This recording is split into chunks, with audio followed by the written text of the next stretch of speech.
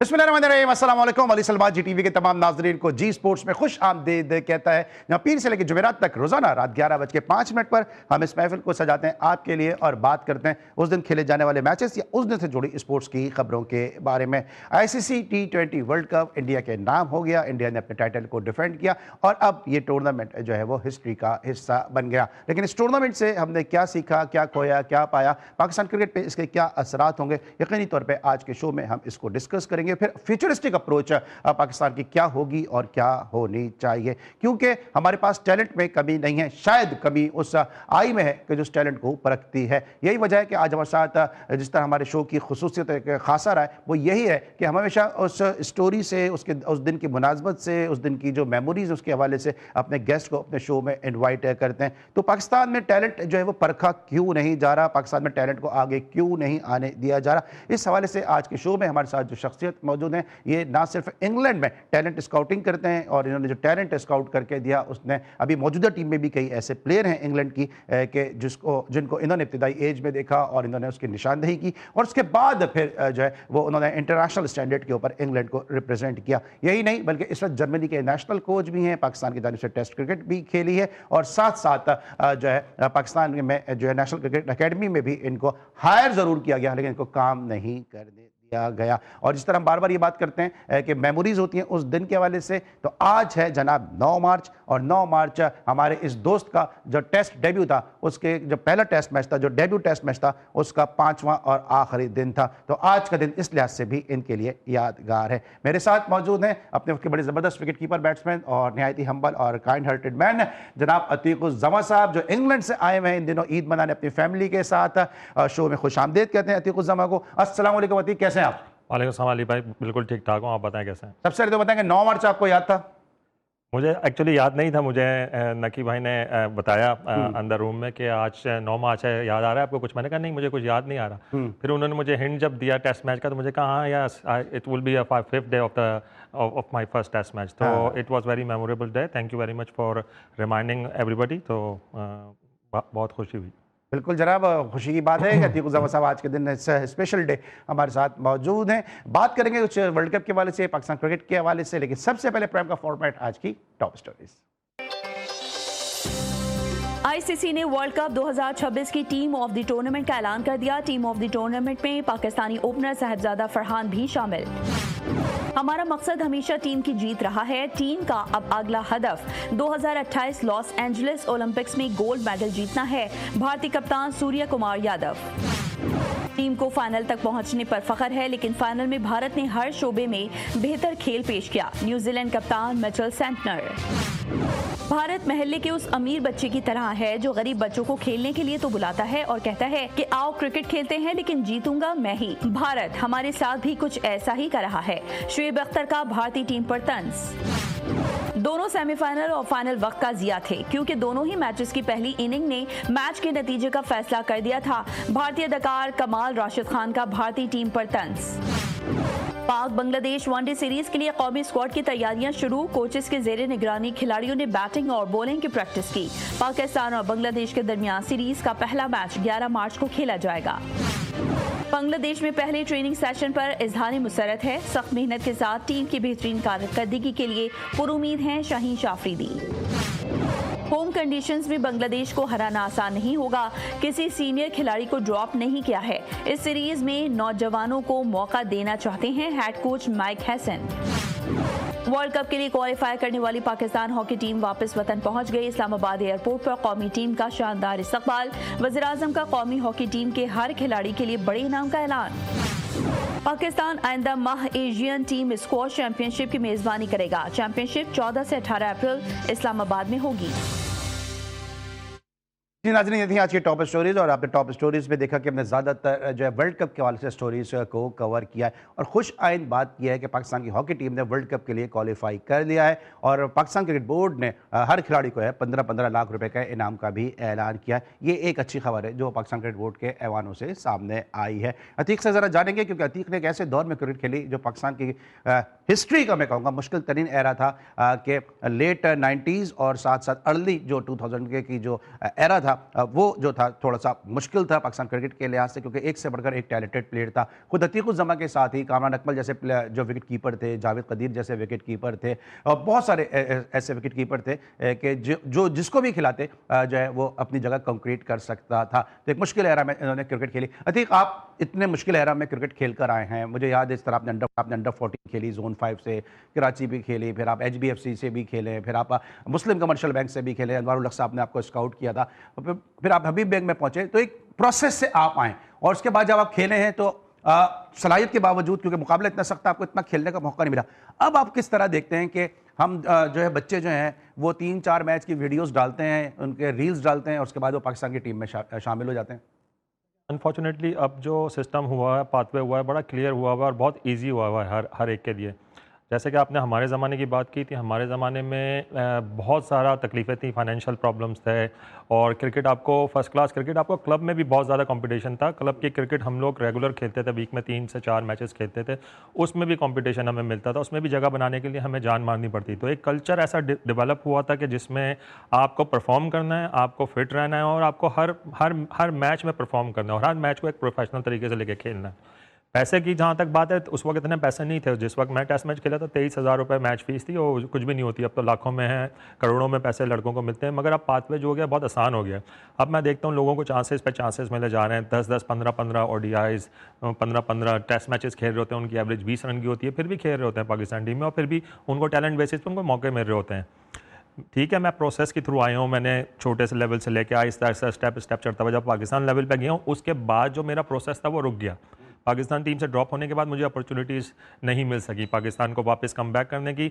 ए team तक भी मुझे नहीं खिलाया जाता था। एक ए टीम का मैंने टूर किया था, उसके बाद उन्होंने मुझे बिल्कुल ही साइडलाइन कर दिया। तो फिर मेरा मुल्क छोड़ने की वजह यही थी कि यहाँ पे अपॉर्चुनिटीज़ नहीं है और क्रिकेट ही मेरा ब्रेड एंड बटर है, तो मुझे कहीं और जाके चांस लेना था, जो मैंने फिर इंग्लैंड में मूव होने का फ़ैसला किया, जो बहुत हद तक ठीक रहा। और अल्हम्दुलिल्लाह आज मैं जिस मुकाम पे पहुंचा हूँ अपनी क्वालिफ़िकेशन, एजुकेशन और हार्ड वर्क के ज़रिए, कोचिंग में एक अपना एक नाम बनाया हुआ। तो अल्हम्दुलिल्लाह आई एम वेरी हैप्पी कि पाकिस्तान से मुझे अपॉर्चुनिटी मिली, जिसकी वजह से मुझे फ़ायदा हुआ फ्यूचर में। ठीक है। अच्छा अतीक, अब भी जो पाकिस्तान की टीम खेल रही है, इसको देख के आपको कितना अफसोस होता है, या कौन से एरियाज ऐसे समझते हैं कि यहाँ पे पाकिस्तान को काम करना चाहिए? अभी आपने सूर्य कुमार यादव को सुना होगा हेडलाइन में कि उनका जो अगला टारगेट है वो 2028 में लॉस एंजलिस ओलंपिक्स है, लेकिन हम अभी भी ये सोचते हैं कि एक सीरीज़ हम हार गए, T20 का वर्ल्ड कप हम हार गए, हमने साइम अय्यूब को, बाबर आजम को वनडे की परफॉर्मेंस के बावजूद जो है वो ड्रॉप कर दिया, बगैर सोचे समझे जो है वो डिसीजन ले रहे होते हैं। ना कोई अप्रोच है, ना कोई सोच है, ना कोई इंटेलेक्चुअल लीडरशिप है कि किस तरह से जो है पाकिस्तान क्रिकेट को आगे बढ़ाना है। देखें साहब, बहुत सिंपल है कि जब आप जो डिसीजन मेकर्स हैं ना, अगर वो मेरिट के थ्रू आएंगे ना डिसीजन में, लीडरशिप पोजीशन में, तो वो डिसीजन भी सही लेंगे। जब हम लोग NHPC में गए थे तो हमारे अराउंड काफ़ी अच्छे प्रोफेशनल क्वालिफाइड कोचेस थे, जिनके साथ बैठ के हमें भी सीखने का मौका मिलता था। आजकल के ज़माने में आप NCA में चले जाओ तो आपको तो एवरेज फेसेस नज़र आएंगे, आपको ऐसे ऐसे लोग नज़र आएंगे जिनकी अपनी कोई क्वालिफिकेशन नहीं है, अपनी कोई कैलिबर नहीं है, और वहाँ पे बड़ी बड़ी पोजीशनों में बैठे हुए। जब वो इस तरह की पोजीशनों में खुद आएंगे अनफेयर तरीके से, तो पाकिस्तान क्रिकेट की टीम भी इसी तरह फिक्स होगी। तो ये उनके लिए नॉर्मेलिटी है। अब मैं जिस तरह देखता हूँ पाकिस्तान क्रिकेट का, मुझे तो समझ में ही नहीं आता कि एक सिस्टम क्या है, किस तरह सिलेक्शन होती है, कौन से एनालिसिस करते हैं हम लोग, कोई ऑब्जेक्टिव एनालिसिस मुझे तो नज़र नहीं आते कि अगर चलें फिटनेस में आपने ऑब्जेक्टिव एनालिसिस कर लिया, बैटिंग में कभी आपने की ऑब्जेक्टिव एनालिसिस, बैटिंग में किस तरह टीम सेलेक्ट होती है। आपकी टीम में 5-5 ओपनर्स खेल रहे हैं T20 में, आपके पास मिडिल ऑर्डर प्लेयर नहीं है। आप इंडिया की टीम उठा के देख लें, आप इंडिया के बारे में इतनी नेगेटिव बातें कर रहे हैं। देखें, मैं बिल्कुल पॉजिटिव बात करूंगा कि जब इंडिया का मैच आप देखोगे तो आपको लगता है कि यार एक आउट होकर दूसरा आके मैच जिता देगा। उनकी टेक्निक भी अच्छी है, उनका स्ट्राइक रेट भी अच्छा है, उनकी पावर भी अच्छी है, उनका बैलेंस अच्छा है, बैटिंग करते हैं तो उनकी बॉलर की एक्यूरेसी बहुत अच्छी है, फिटनेस के हिसाब से बहुत अच्छे हैं, फील्डिंग में एक्स्ट्राऑर्डिनरी उनकी एफर्ट होती है। तो ये सारी चीज़ें काउंट करती हैं और आप पाकिस्तान टीम में चीज़ें नज़र नहीं आती। पाकिस्तान टीम बॉलिंग में भी लैग कर रही है, एक लाइन ऑन लाइन पे हम लोग गेंद नहीं कर सकते, हमारे बॉलर से यॉर्कर नहीं होता। हम लोग डेड बॉलिंग में हम लोग है ना चैनल्स पे गेंद करते हैं जहाँ पे हम लोग छक्के खाते हैं, 4-4 छक्के लग जाते हैं हमारे प्राइम बॉलर को तो 30 रन बचाना मुश्किल हो जाता है हमारे बॉलर को आखिरी ओवर में। तो हम लोग की स्किल बहुत नीचे हो गई है, स्किल को पॉलिश सही तरीके से नहीं किया जा रहा। कोचेज डोमेस्टिक क्रिकेट से लेकर top cricket Pakistan national team तक एवरेज कोचेज लगे हुए हैं, तो उनको खुद भी नहीं पता कि इन लड़कों के साथ काम क्या करना है। ठीक है, सिलेक्शन किस तरह देखना है? आप जो टीम पाकिस्तान की सिलेक्ट हुई थी T20 वर्ल्ड कप की, क्या ये टाइटल जीतने वाली टीम थी? क्या ये सेमीफाइनल में पहुंचने वाली टीम थी कि जिसको हम कह रहे हैं कि जी श्रीलंका के खिलाफ हम 147 रन को डिफेंड नहीं कर पाए, लेकिन क्या ये टीम डिजर्व करती थी कि सेमीफाइनल फाइनल तक पहुंचे? मेरा नहीं ख्याल, देखें अगर आप टीम उठा के देख लें तो सिवाय साहबजादा फरहान के, अगर आप साहबजादा फरहान की परफॉर्मेंस को साइड लगा दें, पाकिस्तान तो मेरे ख्याल से एक मैच भी नहीं जीतेगा। उसने आपकी तरफ से आपको आउटराइट इनिंग डेवलप करके दी है। साम अयूब से परफॉर्मेंस नहीं हुई। साम अयूब का मैं काफ़ी फ़ैन हूँ, मुझे लगता है कि उसके अंदर बहुत अच्छा टैलेंट है, मगर तो टैलेंट का उस टैलेंट का कोई फ़ायदा नहीं है जब आप रेगुलर तरीके से परफॉर्मेंस नहीं कर सकते। साहबजादा फरहान आपकी बहुत बड़ी मिसाल है कि जिसने डोमेस्टिक क्रिकेट में सफ़र किया, डोमेस्टिक क्रिकेट में उसको हंगर आई कि उसने पाकिस्तान क्रिकेट को रिप्रेजेंट करना है। उसने खुद भी अपने इंटरव्यू में कहा है कि मैंने डोमेस्टिक क्रिकेट में मुझे सेंचुरियाँ बना के इतनी आदत हो गई है कि अब मेरे लिए नॉर्मल लाइफ में हो गया है कि मुझे परफॉर्म करना है हर मैच में। जब आप किसी को पीएसएल की परफॉर्मेंस से या 2-3 T20 की परफॉर्मेंस से आप पाकिस्तान नेशनल टीम में खिला देंगे तो फिर आप उससे एक्सपेक्ट नहीं कर सकते कि वो कंसिस्टेंट आके आप। अच्छा, मुझे ब्रेक करना है, लेकिन क्विकली मुझे बता देगा कि इस टॉपिक को मैं यहाँ वाइंड अप करूँ। जब ब्रेक के बाद वापस आएंगे तो हम जरा टीम इंडिया के ऊपर जो बातें की जा रही हैं उसको डिस्कस करेंगे, लेकिन मुझे क्विकली बता दें कि बाबर आजम और साइम अयूब, ये दोनों, क्या आपको लगता है इनको हमने ज़्यादा रन दे दिया है, इनको थोड़ा सा एक रेस्ट देना चाहिए था या ड्रॉप करना चाहिए था T20 से? देखें, जब हर जो टॉप क्लास परफॉर्मेंस होता है ना, उसको हर 5 मैच में एक बड़ी इनिंग खेलनी चाहिए। मेरे ख्याल से हर दूसरे मैच में इनिंग खेलनी चाहिए, जिस तरह साहबजादा फरहान इनिंग खेल रहा है। अगर वो 5 से 6 मैचों का उनके ऊपर जवाल आता है तो इसका मतलब है वो आउट ऑफ फॉर्म भी है, उनके अंदर कोई टेक्निकल इशू है, कोई मेंटल इशू है या टेक्टिकल इशू है। आपको चाहिए उनको डोमेस्टिक क्रिकेट में भेजें, डोमेस्टिक क्रिकेट खेलें, उसमें परफॉर्मेंस करें, दोबारा वापस आ जाएं। पहले ज़माने में ऐसे ही होता था कि आप जब ड्रॉप होते थे पाकिस्तान क्रिकेट से, आप डोमेस्टिक क्रिकेट जाते थे, खेलते थे, वहाँ पर परफॉर्मेंस करते थे, दोबारा आते थे। अब वो सिस्टम ही नहीं है, आपको रन दिए जा रहे हैं और आप कर ही नहीं रहे। ज़्यादा चांसेस मिल गए बाबर को और बहुत ज़्यादा चांसेस मिले। अगर यही चांसेस आप किसी इरफान नियाज़ी और किसी और दूसरे प्लेयरों को आप देने तो शायद हो सकता है वो ज़्यादा परफॉर्मेंस करके आपको दें। ठीक है, ऑल राइट है जना, हम डिस्कस करते हैं पाकिस्तान टीम को, लेकिन इंडिया के हवाले से भी आपने शोएब अख्तर का भी स्टेटमेंट सुना होगा कि वो शोएब अच्छा बना हुआ है कि जो बुलाता सबको है लेकिन कहता ये कि जीतूंगा मैं। क्या ये स्टेटमेंट सही है और इंडिया क्रिकेट किस तरह खेल रहा है, इस पर डिस्कस करेंगे एक छोटे से ब्रेक के बाद। Welcome back after the break. और ब्रेक पर जाने से पहले हम डिस्कस कर दें टीम पाकिस्तान की वीकनेसेस, क्या पाकिस्तान की वीकनेसेस हैं। लेकिन इंडिया की जीत के हवाले से बहुत सारे लोग ये बात कर रहे हैं। टूर्नामेंट के इब्तिदा में कहा गया कि उनके बैट्स में जो है वो रबर यूज़ होती है जिसकी वजह से वो बड़े स्ट्रोक खेलते हैं। इससे पहले भी पाकिस्तान के फॉर्मर टेस्ट क्रिकेटर ने ये कहा कि जी वो इसलिए आउट कर जाते हैं कि उनकी बॉल के अंदर चिप लगी होती है। तो जब इंडिया जीतती है तो हम ये चीज़ शायद डाइजेस्ट नहीं कर पाते हैं कि वो हमसे अच्छी क्रिकेट खेल रहे हैं, हम कोई ना कोई इसके अंदर एक्सक्यूजेस ढूंढते हैं। अब जिस तरह शोएब अख्तर साहब ने कहा है कि इंडिया वो बच्चा बना हुआ है कि जी मैं जो सबको बुलाऊंगा लेकिन जीतूंगा मैं, आप इस स्टेटमेंट से मुत्तफिक हैं? क्योंकि जिस तरह से इंडिया क्रिकेट खेल रहा है, हमने देखा उन पर भी बुरा वक्त आया, वो भी डीप वाटर में गए अगेंस्ट यूएसए। जिस तरह सूर्य कुमार यादव खड़े हुए, उन्होंने अपने मुश्किल हालात से टीम को निकाला, तो टीम इंडिया में भी बुरा वक्त आया है, लेकिन वो हालात से वो निकले। लेकिन उसके बाद जो उन्होंने क्रिकेट खेली है वो ज़बरदस्त क्रिकेट खेली है। आप समझते हैं कि कुछ ना कुछ सस्पिशियस ऐसी चीज़ है या टीम इंडिया वाकई बहुत अच्छा खेला है? नहीं, देखें, जहाँ पे क्रेडिट डिज़र्व करता है ना वहाँ आपको क्रेडिट देना चाहिए। भले देखें पाकिस्तान इंडिया में बहुत ज़्यादा कॉन्फ्लिक्ट चल रहे हैं पिछले चंद महीनों में, बहुत ज़्यादा हैं, और हम अपनी इमोशनल स्टेट को साइड में रख के, अपनी ईगो को साइड में रख के और क्रिकेट और टैलेंट और स्किल की बात करें तो इंडिया की स्किल इस वक्त वर्ल्ड में सब में आगे है। देखें, कोई इतना मजाक नहीं है कि आप लगातार 2 मैचों में 250 प्लस कर दें, और इतने इजी के साथ। अगर आप बैटिंग देखें उनके बैट्समैन की उठा के, उनका बैलेंस, उनकी टेक्निक, उनकी हिटिंग, बहुत कंट्रोल के साथ हिटिंग कर रहे हैं, ओवर हिटिंग नहीं कर रहे, कंट्रोल के साथ कर रहे हैं, और बॉलर्स पूरे प्लानिंग के साथ गेम कर रहे हैं। उनकी फील्डिंग भी एक्स्ट्राऑर्डिनरी, उन्होंने सम अमेजिंग कैचेस लिए हैं, बाउंड्री पे रोप पे खड़े होकर उन्होंने कैच लेके रिले में कैचेस लिए हैं। तो ये सारी चीज़ें जो होती हैं ये स्किल के थ्रू आती है, और सालों साल इसकी आप मेहनत करते हो, आपका कोचिंग स्ट्रक्चर होता है, आपके टॉप क्लास कोचेस आपके साथ काम कर रहे हैं। इंडिया का जो हाई परफॉर्मेंस सेंटर है वो एक्स्ट्राऑर्डिनरी है। आप जो बेंगलोर का, मेरी टीम में एक हमारा विकेट कीपर है जर्मनी का, वो बेंगलोर से है, तो उसने मुझे बेंगलोर की सारी चीज़ें बताई हैं जहाँ पे वो जाता है। तो मैंने उसका हाई परफॉर्मेंस सेंटर को देख के मेरी आंखें खुल गई। मैंने एनसीए में काम किया है, हमारे पास बॉलिंग मशीन है वो पिछले 50 साल पुरानी बॉलिंग मशीन है। हमारे पास स्पिनर के लिए बॉलिंग मशीन ही नहीं है। हमारे पास विकेटें ऐसी नहीं है कि जिसमें हम दूसरी टीमों के लिए, अच्छी टीमों के अगेंस्ट प्रैक्टिस कर सकें। हमारे पास कोचेस, एवरेज कोचेस काम कर रहे हैं। एनसीए में ऐसे कोचेस हैं, मैं आपको क्या बताऊं, शायद मैंने आपको पहले ही बताया था, वो मुझे मैसेज करके कहने के मुझे प्लान बताओ कि ना मैंने क्या प्लान करूं, मुझे ना कोच लगाया गया एनसीए में, मैं क्या करूं। तो उनको आप ऐसे लोगों को लगा रहे हो टीम के अंदर, अपनी टीम के अंदर, और ऐसी बड़ी पोजीशन में लगा रहे हो जहां पे उनको खुद नहीं पता कि उन्होंने प्लेयर के साथ काम क्या करना है। तो हमारे प्लेयर कैसे डेवलप होंगे? हमारे प्लेयरों का स्किल लेवल इंडिया के मुकाबले में बहुत लो है। और आप इंडिया की बैटिंग उठा के देख लें, टॉप 8 तक उनके पास ऐसे प्लेयर हैं जो मैच विनर और मैच को चेंज कर सकते हैं। तो आप क्रेडिट दें इन चीज़ों को। ये कौन सी बात हो गई? वो मैंने सुना था कि वो बॉल उनकी चेंज हो जाती है, इंडिया की बॉल ज़्यादा स्विंग होती है, वो भाई स्विंग उनकी ज़्यादा नहीं होती, उनके पास स्किल ज़्यादा है, उनको उनको स्विंग करना आता है। नहीं, अभी ये भी आपने सुना होगा ना, इंग्लैंड के खिलाफ बॉल चेंज हो गई है, तो काफी इस पे हंगामा हुआ कि जी बॉल चेंज हो गई, उसके बाद बुमराह की और हार्दिक की जो यॉर्कर्स वगैरह तो चलने जो शुरू हुई। जब पाकिस्तान टीम के साथ ऐसा होता था तो पाकिस्तान के प्लेयर शोर नहीं करते, जब पाकिस्तान टीम का दूसरे ओवर के बाद रिवर्स स्विंग होना शुरू हो जाता था और एम्पायर ला के जब बॉल चेंज कर दिया करते थे, तो पाकिस्तान के प्लेयर भी तो इसी बातों को रोआ करते थे, क्योंकि हम लोग करते थे वो चीज़ें। आपको पता है बॉल में छेड़म खानी होती है, लाजमी होती है। और जब से इन्होंने वनडे क्रिकेट में खासतौर पर 2 नए बॉलर दिए तो पाकिस्तान बॉलर्स का जो स्किल लेवल है वो जीरो हो गया, क्योंकि वो रिवर्स स्विंग नहीं कर पा रहे।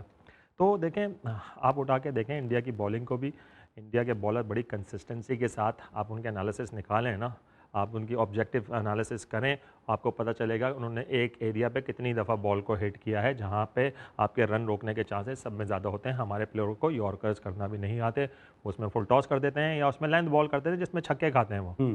और उनकी बैटिंग का बहुत डिफरेंट मैार है उनकी। आप देखें, आप उनकी स्ट्रेंथ देखें, आप किशन को देखें, उसकी फिटनेस देखें, तिलक की फिटनेस देखें। आप जब टॉपलेस खड़े होते हैं तो डिफरेंट प्लेयर नज़र आते हैं। आप हमारे प्लेयर में हिम्मत है कि वो अपनी शर्ट उतार के तस्वीरें खिंचाए किसी के सामने, तो ये बहुत डिफरेंस है। हमारा स्पोर्ट्स साइंस डिपार्टमेंट बहुत पीछे है, देखो स्पोर्ट्स साइंस का कोई सिस्टम ही नहीं है एनसीए में। इतने बड़ा हमारा मुल्क है और हम वर्ल्ड कप जीतने की ख्वाहिश रखते हैं। तो खैर, अच्छा, अभी आपने जो बात की एनसीए के बारे से भी आप बात करते हैं, आपने बड़ी ब्रेकिंग दे दी है कि जो 50 साल पुरानी बॉलिंग मशीन है जो एनसीए में यूज़ हो रही है, और फिर स्पिन बॉलिंग मशीन ही नहीं है वहाँ पे। स्पिन बॉलिंग मशीन नहीं है। जब मैं गया था तो मैंने उनसे बोला था कि मर्लिन कहते हैं इंग्लैंड में, ये बड़ी कॉमन है, ये क्लबों के पास भी होती है, काउंटीज़ के पास, हर के पास होती है।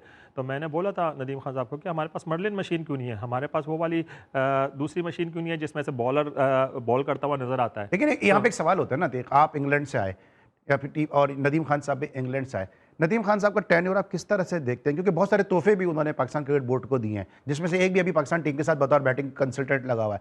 कैसा टेन्योर देखते हैं? देखिए, आप ना एनसीए में हैं, ना आपने पाकिस्तान में टेस्ट क्रिकेट खेलनी है, ना आपको पाकिस्तान में कोई आपके ऐसे मफादात हैं, आप तो ईद करने आते हैं, हमारे शो में काज शो में आते हैं, चले जाते हैं। सच जरा मुझे बताइएगा नदीम खान साहब का टेन्योर आपने कैसा देखा? क्योंकि बहुत तनकीद भी होती है इस टेन्योर के ऊपर। देखिए 50-50% था, कुछ चीज़ें अच्छी भी थी और कुछ चीज़ें अच्छी भी नहीं थी। मैं सारी चीज़ें ये नहीं कहता कि मैं, मतलब ऐसा होता है ना कि अंगूर कटे ही होता है हमेशा, मगर चीज़ें अच्छी भी होती हैं हमेशा। उन्होंने अच्छी चीज़ें भी की हैं। एक ज़माने में उन्होंने जो अपनी एक टीम बनाई थी, उस टीम में सारे एक्स्ट्राऑर्डिनरी कोचेस उन्होंने लाके खड़े कर दिए थे। मगर जहाँ तक फेवर का ताल्लुक होता है, फिर वो फेवर भी देते हैं। अगर आपको जब ऑनेस्ट होना है ना, तो आपको 100% ऑनेस्ट होना चाहिए अली भाई। आप ये नहीं कर सकते कि जहाँ आपको सूट करे आप वहाँ पे ऑनेस्ट बनते, जहाँ सूट नहीं करे तो वहाँ आप लोगों की बर्चियाँ सुनना शुरू कर दो। तो आप बिल्कुल ठीक कह रहे हैं, कुछ लोगों को उन्होंने जो नवाजा है वो आज पाकिस्तान टीम के साथ बैठे हुए हैं। चलिए मैं स्ट्रेट बात कर लेता हूँ, कैटेगोरिकली बात कर लेता हूँ। हनीफ मलिक क्या डिजर्व करते हैं पाकिस्तान टीम का बैटिंग कंसल्टेंट हो? क्योंकि आपने उनके उसी एरा में आपने भी क्रिकेट खेली ना, आप भी विकेट कीपर थे, वो भी विकेट कीपर थे। आप कराची से खेल के भी पाकिस्तान टीम तक नहीं पहुंच सके, वो हैदराबाद से खेल के भी पाकिस्तान टीम तक पहुंच गए। आप हबीब बैंक जैसे बड़े डिपार्टमेंट से खेल के नहीं पहुंच सके, वो कस्टम जैसे डिपार्टमेंट से खेल के पहुंच गए। आप मिडिल ऑर्डर के, लोअर मिडिल ऑर्डर के बैट्समैन होकर नहीं पहुंच सके, वो टेल अंडर होकर पहुंच गए। और आप कीपर बैट्समैन थे, वो तो खाली कीपर थे। तो इतनी ज्यादा नवाजिशात कैसे हो गई? तो अल्लाह ही जानता है। और मैंने, और क्या वो डिजर्व करते हैं पाकिस्तान टीम? सवाल मेरा ये है। देखें, मेरे हिसाब से देखें, डिजर्व वो बंदा करता है जो प्रॉपर चैनल के थ्रू आता है, उसकी एजुकेशन होनी चाहिए। देखें, आप जब पाकिस्तान की नेशनल टीम में काम कर रहे हैं ना, तो आपका जो लेवल होना चाहिए ना कोचिंग क्वालिफिकेशन का, लेवल 4 से कम नहीं होना चाहिए। ठीक है, आपके पास लेवल 4 कोचेस हैं। अगर आपके पास नहीं है तो आप मिनिमम रिक्वायरमेंट लेवल 4 की रखो। क्योंकि लेवल 4 जब आप करते हो ना अली भाई, जब मैंने अपनी कोचिंग स्टार्ट की, लेवल 1 किया, लेवल 2 किया, मेरा जो माइंडसेट था वो कम्प्लीटली डिफरेंट था। जब मैंने लेवल 3 और लेवल 4 किया, फिर मास्टर्स किया स्पोर्ट्स कोचिंग में, मेरा माइंडसेट कम्प्लीटली चेंज हो गया। वहाँ पे मैंने डिफरेंट चीज़ें सीखी। मुझे पता चला कि मुझे कोचिंग नहीं आती थी, मुझे कोचिंग सीखनी पड़ेगी। फिर मैंने सीखी, मैंने अपने आप को मेहनत करके इम्प्रूव करने की कोशिश की। मैंने अपनी ईगो को साइड में रखा, इंटरनेशनल क्रिकेट वाली ईगो को, और मैं कोच का मैंने ट्रैक सूट पहना। मैंने कहा मुझे सीखना है और मैं हर स्टेप में सीखता रहा हूँ। अभी भी सीख रहा हूँ, अभी भी मैं जाता हूँ कॉन्फ्रेंसों में जाता हूँ, वहाँ से कोशिश करता हूँ कोई चीज़ सीखूँ। जहाँ तक आपने हनीफ की बात की, बहुत ही स्ट्रेट फॉरवर्ड चैनल से आ गया, मतलब अंदर ऐसे घुसेंगे, मतलब कोई अकाउंटेबिलिटी नहीं है। और मुझे नहीं पता उसकी स्किल क्या है, क्योंकि मैंने उसके साथ थोड़ा बहुत जो काम किया है कि वो हमारे अंडर काम करते थे फील्डिंग कोचेस में। बैटिंग कंसल्टेंट तो नहीं थे ना? मेरा बैटिंग कंसल्टेंट नहीं थे। जब मैं अपने टेनों में, मुझे जब एनसीए ने एक टास्क दिया था कि मुझे 5 जो है ना रीजन के लिए, 5 या 6 रीजन थी, उनके लिए फील्डिंग कोच आइडेंटिफाई करने हैं। तो मैंने पूरे पाकिस्तान में जाके डोमेस्टिक क्रिकेट देखी, अंडर 19 के कोचेस को देखा, फर्स्ट क्लास रीजन के कोचेस को देखा। तो मैंने इन लड़कों को रेकमेंड किया था, जिसमें मंसूर अमजद, इरफान फाजिल, हुमायूं फरद, हनीफ मलिक और इस तरह के लड़के थे। एक आध पेशावर का भी था, रिफतुल्लाह था। तो इन लोगों को रेकमेंड किया था फील्डिंग कोचेस के लिए। उस वक्त ये fielding coach as a fielding coach थे। बैटिंग कोच मेरे हिसाब से नेशनल टीम का बैटिंग कोच होने के लिए आपका अपना भी एक रिकॉर्ड होना चाहिए। कम से कम आपने इंटरनेशनल क्रिकेट खेलनी चाहिए। अगर आप बाबर आजम को मैं जाके बैटिंग में कोई चीज़ बताऊंगा तो बाबर आजम के जहन में ये होगा कि मैं उससे बहुत साल पहले इंटरनेशनल क्रिकेट पाकिस्तान के लिए खेला हूँ, एक रिस्पेक्ट डिफरेंट होगी। और मैं इंग्लैंड टीम का बैटिंग स्काउट भी हूँ, तो नेशनल टीम का बैटिंग स्काउट हो, तो मुझे पता है कि बैटिंग की जो मूवमेंट्स होती हैं, बैटिंग के अंदर जो आपने चीज़ें स्पेसिफिक देखनी चाहिए वो आप देख सकते हो। वो आप देखने के बाद उस चीज़ों को इम्प्रूव कर सकते हो, नहीं कर सकते। बाबर आजम का इतना स्मॉल सा फॉल्ट है कि उसका जो है हिप खुल जाती है। उस फॉल्ट कोई बैटिंग कोच अगर सही नहीं कर पा रहा तो उसका मतलब है उसके पास इतनी अथॉरिटी नहीं है कि वो बाबर आजम को कोई डिक्टेट करे या बाबर आजम के साथ बैठ के कम्युनिकेशन करे और उसको समझाने की कोशिश करे कि तुम्हारा ये फॉल्ट है, इस फॉल्ट को इस तरह का तुम कोशिश करोगे तो मेरे ख्याल से तुम्हारा जो ये प्रॉब्लम है ना LBW होने का, ये शायद खत्म हो जाएगा। मुझे नहीं लगता हनीफ मलिक के अंदर इतना अथॉरिटी है और इतना कॉन्फिडेंस है कि वो बाबर को डिक्टेट कर सके। राइट है ये, और हम जो बार बार बातें शो में बात करते हैं किसी इंडिविजुअल के हरगिज हरगिज हरगिज खिलाफ नहीं है, क्योंकि हम बात करते हैं पाकिस्तान की कि जब पाकिस्तान की टीम हारती है टूर्नामेंट की, तो जितना अफसोस मैं मानता हूं ये बात, जितना अफसोस मुझे होता है, जितना अतीक को होता होगा, जितना आम पाकिस्तानी को होता है, इतना ही अफसोस चेयरमैन पाकिस्तान क्रिकेट बोर्ड को भी होता होगा, बल्कि हमसे ज्यादा अफसोस होता होगा। लेकिन उसके बावजूद वो फैसले कैसे कर रहे हैं उस बात पे मजीद अफसोस और सद अफसोस हो जाता है कि सब कुछ अफसोस करने के बावजूद भी आपका अफसोस जो है, इस अफसोस को जो है वो खुशी में बदलने के लिए नहीं होता और काबिल अफसोस हो जाता है सब कुछ मामला जो है, और पाकिस्तान पे टीम जो है वो बाहर हो जाती है और पड़ोसी मुल्क जो है वो जीतता चला जा रहा है यकीनी तौर पर। इसीलिए इस किस्म की बातें शुएब अख्तर जैसे लोग करते नजर भी आते हैं। ब्रेक लेंगे, वापस आएंगे, मजीद बात करेंगे, मिलते हैं छोटे से ब्रेक के बाद। Welcome back after the break. और ब्रेक पर जरा से पहले डिस्कस कर दे पाकिस्तान की टीम की बैटिंग के हवाले से साइम अय्यूब और बाबर का जो है अतीकुज़्ज़मान से पूछ रहे थे, क्वालिफाइड ट्रेंड कोच हैं। लेकिन अब हम बात करेंगे, गौतम गंभीर ने एक स्टेटमेंट दिया संजू सैमसन के हवाले से और साथ साथ उन्होंने ये भी कहा कि हमारी टीम में जो हमने कल्चर एक रखा हुआ है वो ये है कि अगर आप 96 पे जाके अगर आप 3-4 गेंदे सिंगल खेलते हैं या डॉट खेलते हैं अपनी सेंचुरी के लिए तो फिर 15 से 20 रन जो है आप वो कम कर देते हैं। और यही वजह है कि गुज़िश्ता 2-3 साल से उन्होंने कहा कि जो है सिंगल्स के जरिए किसी ने सेंचुरी स्कोर नहीं की है। इस अप्रोच को अतीक किस तरह से देखते हैं, क्योंकि हम ये देखते हैं कि हमारे जो प्लेयर्स हैं वो 25 से 30 रन अपने कर रहे होते हैं, उसके बाद टीम को मुश्किलात में छोड़ के 15-15 ओवर T20 में खेलकर वापस आ जाते हैं, नीचे वालों पे छोड़कर आ जाते हैं पूरा मैच और फिनिश करके नहीं आते हैं। दूसरी तरफ हम गौतम गंभीर को देख रहे हैं, उसका रिजल्ट देख रहे हैं सैमसन की सूरत में कि उन्होंने 3 यकीनी 100 मिस किए हैं ICC T20 वर्ल्ड कप में। देखिए यही डिफरेंस होता है वर्ल्ड चैंपियन में और टीम जो है सेमीफाइनल में भी नहीं क्वालिफाई करती, उसमें क्लियर डिफरेंस है। और ये बात मुझे कोई सरप्राइज़ नहीं लगी वो जो गौतम गंभीर ने बोला है कि अगर 96 के बाद 4 बॉलें खेल के वो सेंचुरी बनाएगा, इसका मतलब है वो 4 बॉलों में वो 20 रन बना सकता था, वो 20 रन टीम के लिए नुकसानदेह होंगे। तो उसका कहने का मकसद ये है कि जब आप 96 में हो चौका या छक्का मार के ही सेंचुरी करोगे, अगर आप सेंचुरी नहीं करते कोई मसला नहीं है, क्या होगा आपका पर्सनल रिकॉर्ड ख़राब होगा मगर टीम के लिए आप बेहतर करोगे। तो अब ये दुनिया में जितनी बड़ी टीम है जिनके टॉप क्लास एनालिस्ट बैठे होते हैं पूरी कैलकुलेशन करके उनको देते हैं।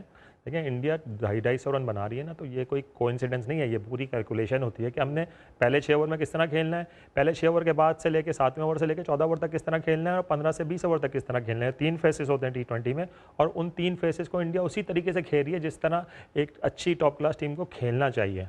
और उनके पास उस लेवल के प्लेयर भी हैं, आपके पास देख लें उनके पास। अब संजू सैमसन पिछले मैचेस नहीं खेला मगर 3 मैचेस में आया और उसने तीनों मैचेस में प्लेयर ऑफ द मैच का अवार्ड लिया और तीनों मैचेस में एक्स्ट्राऑर्डिनरी मैचेस करे। संजू सैमसन पे भी बहुत तनकीद की जा रही है इस हवाले से कि जी वो चूँकि इंडिया का डोमिनेंस है और जय शाह का जो है उसके अंदर जो है वो सिलसिला है, जय शाह, अमित शाह, पूरी इंडियन लॉबी, संजय गुप्ता, ये सब मिलके जो है उन्होंने जो है एक लॉबी बनाई है और साहबजादा फरहान को मैन ऑफ द टूर्नामेंट मिलना चाहिए था, वो जाके संजू सैमसन को मिल गया। जी देखें संजू सैमसन की टीम वर्ल्ड कप जीती है अली भाई, साहबजादा फरहान की टीम जो है ना वर्ल्ड कप के सेमीफाइनल में भी क्वालिफाई नहीं किया। बहुत ज़मीन आसमान का तनकीद हो रही है पाकिस्तान में, इसको किस तरह देखते हैं? देखिए पाकिस्तान में लोग तनकीद करने वाले किसी ना किसी बहाने से तनकीद करते ही हैं, मगर तनकीद करने के लिए एक लॉजिक भी ज़रूरी है। आप संजू सैमसन की बैटिंग उठा के देखें, जिस तरह उसने गेम खेला, उसने एक्स्ट्राऑर्डिनरी, कल जो उसने शॉट्स खेले अनबिलीवेबल थे कि मतलब उसने इतनी जान भी लगाई, इतने बैलेंस और कंट्रोल के साथ उसने एक्सिक्यूशन दी अपने शॉटों की, उसको मिडिल किया एक्स्ट्रा कवर से लेके सामने की रेंज में उसने हर तरह छक्के मारे। तो ये एक हाईली स्किल प्लेयर ही कर सकता है और हाईली कॉन्फिडेंट प्लेयर कर सकता है।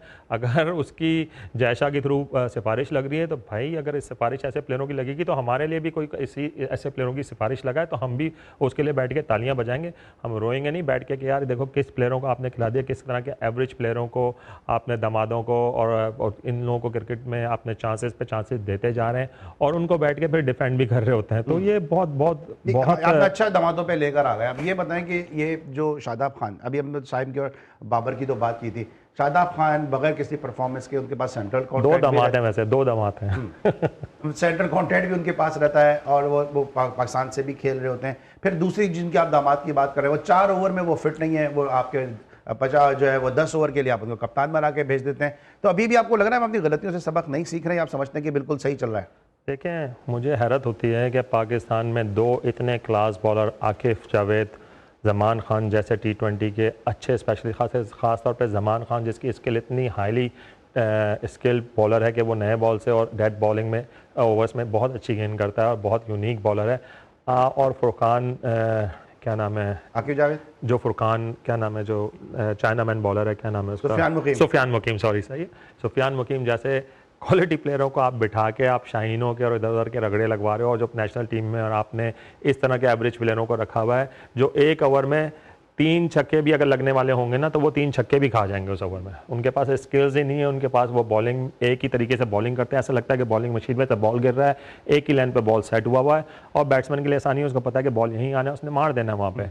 तो अगर आप इन 3 प्लेयरों को छोड़ के आप ऐसे ऐसे प्लेयरों को टीम में रख के चांस दोगे तो पाकिस्तान टीम का जो अभी जिस तरह से परफॉर्मेंस है ये कोई सरप्राइज़ नहीं है किसी के लिए, और हमें ग्रेटफुल होना चाहिए कि हम दूसरे राउंड तक चले गए वहाँ पे, वरना मेरे हिसाब से इस टीम में अगर आप साहबजादा फरहान को हटा दो तो मेरे ख्याल से पहले राउंड से भी आप क्रॉस नहीं कर सकते थे। ठीक है। अच्छा, अभी श्रीलंका में, क्योंकि आपने उस एरा में क्रिकेट खेली है, मैंने उस दिन भी बात कर रहा था जीशान परवेज़ के हवाले से कि आपके साथ काफ़ी क्रिकेट खेले होंगे और बड़ा टैलेंटेड बैट्समैन था जीशान परवेज़, जो वेस्ट इंडीज़ में जो वाक़या हुआ, उनकी क्रिकेट उसके बाद खत्म हो गई। अभी सलमान मिर्ज़ा पे एक एलिगेशन लगा और पीसीबी ने इस हवाले से कहा कि जी ये इत्तलात जो है वो सही नहीं है, लेकिन हम देख रहे हैं सलमान मिर्ज़ा T20 पे भी हमें स्क्वाड में नजर नहीं आ रहे। एक तो ये पहली मरतबा ऐसे इल्ज़ामात लगे नहीं हैं, इसमें मैनेजर की रिपोर्ट का कोई भी जिक्र नहीं आ रहा कि मैनेजर की क्या रिपोर्ट है, एलिगेशन कहाँ से लगा, क्या हुआ। आपको लगता है इस तरह प्लेयर का कैरियर जो है वो खराब हो जाता है? मैं ये नहीं कह रहा हूँ कि सलमान ने कुछ किया है या नहीं किया, लेकिन अगर नहीं किया तो बहुत पीसीबी को बहुत फ्रंट से सामने आना चाहिए। ये नहीं कि उसको फिर T20 में भी आप रख नहीं रहे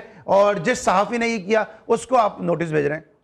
देखें, अब ये अंदर की बात अंदर के लोग ही जानते हैं कि क्या वहाँ पे सिचुएशन थी, मगर जिस तरह पीसीबी ने उसकी सपोर्ट में बयानात दिए हैं, 2-3 जगह बयानात तो सपोर्ट में दे रहे हैं, बट टीम में क्यों नहीं है T20 में? देखें, अब ये एक क्वेश्चन मार्क है, क्योंकि हो सकता है कि उसकी कोई फटीक हो, फिजिकल फटीक हो और अभी वो मेंटली डिस्टर्ब हो, क्योंकि ये जब इस तरह की न्यूज़ें चलती हैं उसके बाद आपका जो जहनी जो होता है ना, जो आप मेंटली डिस्टर्ब हो जाते हैं, तो आप सही चीज़ें सोच नहीं रहे, तो आप टेंशन में चले जाते हैं, आप स्ट्रेस में चले जाते हैं। तो उसमें बेहतर यही होता है कि आप उस प्लेयर को थोड़ा सा रेस्ट दे दो, थोड़ा सा स्पेस दो और उसको फिर थोड़े दिनों के बाद वापस लेकर आओ। तो मेरे हिसाब से उन्होंने शायद इसको मद्देनजर रखते हुए उसको टीम में नहीं रखा कि उसको थोड़ा सा मेंटल ब्रेक दें ताकि वो रिलैक्स हो जाए, टीम ठंडी हो जाए, उसके बाद वो दोबारा टीम में आ जाएगा। तो वहाँ पे भाई कौन से इतने वो पहाड़ खोद कराया, वहाँ भी तो उसको मैचेस में बेंच ही किया गया, वहाँ पे भी तो नहीं खेला। लेकिन सिस्टम हमारा कुछ इस तरह से, तनवीर अहमद जो है बाबर आजम के हवाले से बहुत ज़्यादा बात भी करते हैं और आप जैसे कोचेज़ हैं या यासिर अरफात जैसे कोचेज़ हैं, उनको भी वो अक्सर अपने स्टेटमेंट पर ये कहते हैं कि जी बाहर से लोग आके कोचिंग करने के लिए यहाँ पर आ जाते हैं, यहाँ के लोगों का हक जो है वो मारा जा रहा है। अब तनवीर अहमद ने एक और स्टेटमेंट दिया कि जी बाबर आजम को, रिजवान को जो है वो टीम में लेकर आओ, बाबर को कप्तान बना दो, पाकिस्तान की क्रिकेट में दूध की और शहद की नहरें बहना शुरू हो जाएंगी। इस स्टेटमेंट से आप मुत्तफिक हैं? और अब जाके उन्होंने इंडिया की भी तारीफ करनी शुरू कर दी है, इससे पहले वो इंडिया की तारीफ नहीं कर रहे थे। वो देखें, ये उन लोगों में से हैं जो अपने यूट्यूब चैनल को चलाने के लिए कुछ भी बात बोल देते हैं और बेतुकी की बात मोस्टली बोलते हैं, और इनके इंटरव्यू का ना मैं इतना सीरियस लेता हूँ, ना मैं इनको देखता हूँ, क्योंकि तनकीद तो उन्होंने आप पे भी की थी ना। नहीं, वो तनकीद भी उनकी बनती नहीं है ना। देखें, तनकीद भी वही बंदा कर रहा है जो खुद इस मुल्क में माइग्रेंट है, ठीक है ना। आप तनवीर अहमद से खुद जाके पूछ लेंगे पैदा किधर हो भाई, कुवैत में पैदा हुआ, तो आप पाकिस्तान में माइग्रेंट हो। मैं पाकिस्तान में पैदा हुआ हूँ, मैं इंग्लैंड गया हूँ, मैं काम की हद से गया हूँ, मेरी शादी हुई, मुझे लड़की पसंद आई, मैंने उसके साथ शादी की, मैं इंग्लैंड में रहता हूँ, मेरे बच्चे वहाँ पे रहते हैं। तो उसमें इसका मतलब ये नहीं है कि मैं पाकिस्तानी नहीं हूँ। मेरे पास अभी भी पाकिस्तानी पासपोर्ट है, मुझे वीज़े की ज़रूरत नहीं होती, पाकिस्तानी दिल है। जब पाकिस्तान का तराना बजता है तो गूज़बम्प्स होते हैं हमारे, और जब पाकिस्तान हारता है दुख होता है, अफसोस होता है। तो मुझे किसी इनके कहने से मुझ पर कोई फर्क नहीं पड़ता, मुझे अपना पता है कि मेरे अंदर पाकिस्तान के लिए कितनी सवाल है ना कि आपको जर्मनी के आप नेशनल कोच हैं, इंग्लैंड आपको हायर कर रहा होता है, यासिर अरफात अभी यूएई की टीम के साथ बॉलिंग कोच थे, इससे पहले साउथ अफ्रीका के साथ यहाँ पे वो बॉलिंग कोच बनकर आए। मतलब क्वालिफिकेशन है जब तो दूसरे मुल्क आपको हायर कर रहे हैं ना। देखिए अली भाई, इस वक्त पाकिस्तान में 2 ही टेस्ट प्लेयर हैं जिन्होंने ACB से लेवल 4 किया है, जिसमें पहला टेस्ट प्लेयर यासिर अरफात है, दूसरा मैं हूं। तो अगर आप इस नज़रिए से देखें तो हमारा नाम टॉप ऑफ द लिस्ट होना चाहिए PCB के, कि यार ये 2 लड़के जो हैं हमारे होम ग्राउंड प्लेयर हैं। मगर हमने इनको कोई सपोर्ट नहीं दी, इन्होंने अपने आप को खुद ही एजुकेट किया। मैंने अपनी एजुकेशन में तकरीबन 25 से 30 हज़ार पाउंड लगाया। मैं यूनिवर्सिटी में जाके मैंने स्पोर्ट्स साइंस डिग्री भी ली है, मास्टर्स किया है स्पोर्ट्स कोचिंग में, फिर लेवल 4 ECB है, उसकी फ़ीस खुद 7,500 पाउंड होती है। तो ये अपनी तरफ से मैंने सारे खर्चे करके अपने आप को इम्प्रूव करने के लिए, अपने आप को उस लेवल पे बनाने के लिए सारी चीज़ें की हैं। यासिर ने भी इसी तरह किया होगा। अब आप देख लें, अब हमें इंग्लैंड हमसे फ़ायदा उठा रहा है, जर्मनी हमसे फ़ायदा उठा रहा है। यासिर अरफात साउथ अफ्रीका के साथ था, कैंट के साथ काम करता है, और अभी UAE के साथ, UAE की टीम के साथ था। तो दूसरे मुल्क से फ़ायदा उठा रहे हैं, मगर हमारे मुल्क को तकलीफ होती है, क्योंकि क्या होता है कि हमारे लिए कोई बात नहीं करता। हम अपने सोशल मीडिया के कोच नहीं हैं, हम यूट्यूब के चैनल नहीं चलाते, वहाँ बैठ के अपनी वीडियो लगाएं और लोगों को टैग करें, प्लेयरों के साथ काम करें, प्लेयरों को अपने हाथ में कंट्रोल करें, उन प्लेयरों से इंटरव्यू दिलवाएं। ये चीज़ें नहीं करनी। मेरा देखें बिलीव ये है कि जो मुकद्दर में लिखा हुआ होगा ना वही होगा। मेरा काम है मेहनत करना, मेरा काम है अपने आप को इम्प्रूव करना, मेरा काम है जो काम मैं करूँ उस काम को अच्छा करूँ। अब हैरी ब्रूक्स, आपने बात की कि 2-3 प्लेयर हमारे खेले हैं। अब हैरी ब्रूक्स और जैकब बैथल, ये दोनों मेरे स्काउटिंग लिस्ट में थे, और इनकी स्काउटिंग मैं 3-4 साल से कर रहा हूँ, और उनकी रिपोर्ट सिर्फ मैं ही बना के देता हूँ ECB को। तो मैं क्रेडिट नहीं ले रहा कि मैंने उनको खिलाया है, मेरी वजह से खेले, मगर मेरी लिस्ट में थे। मैंने उनके लिए बहुत पॉजिटिव फीडबैक दिया, मुझे लगा कि वो अच्छे प्लेयर हैं। क्योंकि हम लोग जिस तरह स्काउटिंग करते हैं इंग्लैंड के लिए, हमारा सिस्टम डिफरेंट। हम ये नहीं कि मैच में देखा और हमें नजर आ गया ओ यार ये चंगा प्लेयर रहेगा।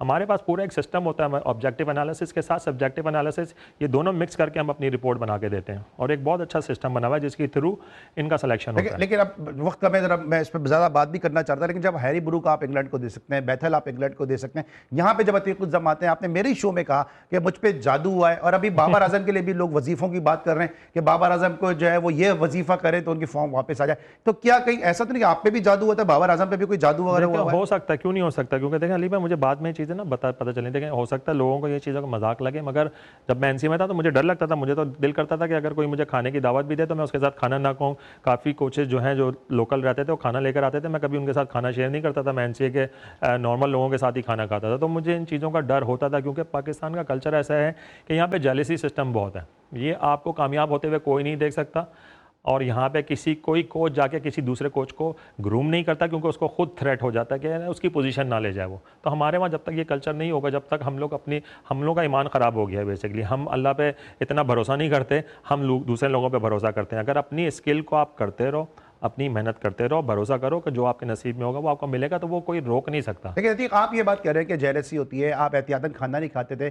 हम गंभीर को कितना क्रिटिसाइज करते हैं, एरोगेंट है, विराट कोहली के साथ उसके वसाइल हैं। टीम इंडिया को अभी उसने संजू सैमसन के लिए क्या स्टेटमेंट दे दिया कि उसके 97 रन और जो डूबे की 2 चौके बराबर हैं। ये एक स्टेटमेंट, इस पर बहुत तनकीद हुई है। लेकिन दूसरी तरफ देख रहे हैं वो गंभीर लक्ष्मण को, द्रविड़ को इस वर्ल्ड कप का क्रेडिट दे रहा है वो। देखें यही तो क्वालिटी होती है कि अच्छे कोच की। अच्छे कोच की यही क्वालिटी होती है कि वो सबको साथ लेके चलता है, अच्छे हार्ड डिसीजन भी लेता है, वो डरता नहीं है किसी से। पाकिस्तान टीम में देख लें, अब हसन जिस तरह की कोचिंग करते हैं, मुझे तो समझ में नहीं आ रहा कि वो क्या कर रहे हैं। मुझे यही समझ में नहीं आ रहा कि उनका कॉम्बिनेशन है क्या। एक मैच में आप किसी और को ओपन करा रहे हो, फिर आखिरी मैच जो इंपॉर्टेंट था आपने फ़खर को ओपन करा दी। तो आपको ये समझ में नहीं आ रहा कि फ़खर आपके लिए कितना इंपॉर्टेंट प्लेयर है, और आप उसको 5वें नंबर पर, 4थे नंबर से लेकर 5वें नंबर पर ले गए हो। और वो ओपनिंग बैट्समैन है जिसको आप है ना शुरू में अगर आप इस्तेमाल करते हैं, वो आपको 1-2 मैच तो वो खुद ही जिता के दे सकता था। तो आपका खुद ही जो हेड कोच है उसको खुद ही समझ में नहीं आ रहा। मुझे बिल्कुल वाइंड अप करना है कि 2 बड़े इंपॉर्टेंट सवाल है, मुझे 10-10 सेकंड में जवाब दें।